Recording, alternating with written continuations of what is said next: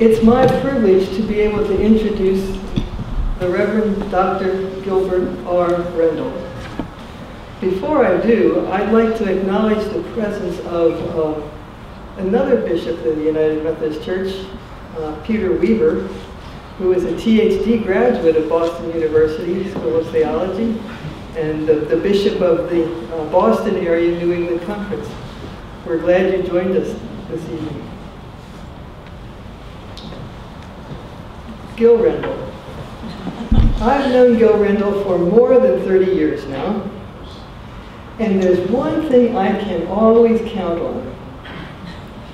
I'd see Gil, it could be a couple of days, a couple of years, and ask, "How are you?" And I always get the same answer. I wonder how many of you have had that same experience. Not bad for a man my age. And I never know what to say back in response to that. And I have a feeling that Gil likes it that way. Gil is known, probably by many of you, for raising questions that require pondering. And that's one of your many and diverse God-given talents. Even that question. Gil is a graduate of Boston University School of Theology. And so returning to this event is kind of a homecoming for you and Lynn. We're glad that you're able to be present tonight also. Gil received his PhD from Temple University in Philadelphia in the area of organizational development. That's not its correct title, but it'll do, I think. For years, Gil has combined his love of the church and his love of understanding systems and people and organizations. And his passion about that has come through loudly and clearly in a variety of ways. Ordained as a United Methodist minister in the Eastern Pennsylvania Conference, Gil served 2 urban congregations, one in the small city of Reading, Pennsylvania, and the other in the metropolitan Philadelphia area. Served those with great effectiveness. I can still remember when Gil was a relatively young pastor, he began raising questions about the systems in the annual conference and how things worked. And he spoke clearly so that people paid attention to what he was asking and saying.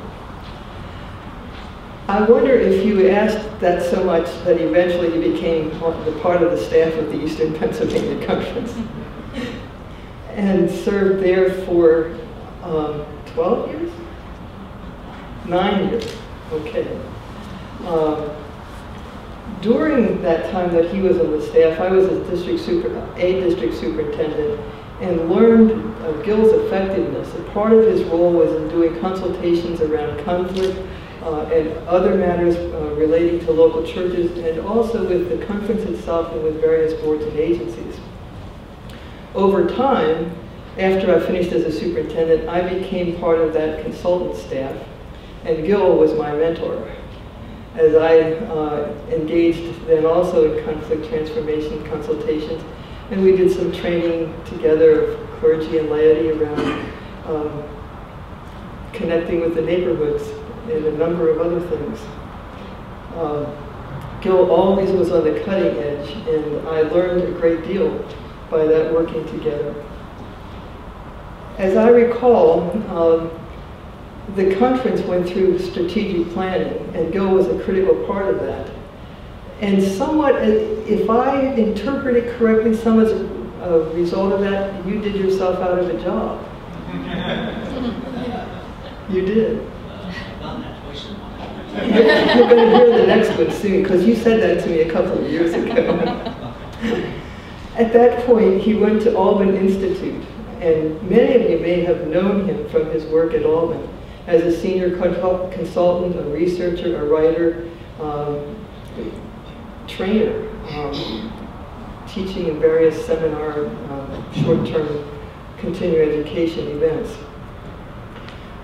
And during that time, Gil was working with a variety of denominations and even interfaith groups. So gaining, do you hear how the circle keeps widening and widening? And I believe it was while you were at Albany, and they were doing some restructuring, that you also did yourself out of a job. So if you want to know how to get out of a job, talk to Gil Rendle. And then in more recent years, and I don't honestly recall the time, he technically retired, but then began working for the Texas Methodist Foundation and their Institute of Clergy and Congregational Excellence.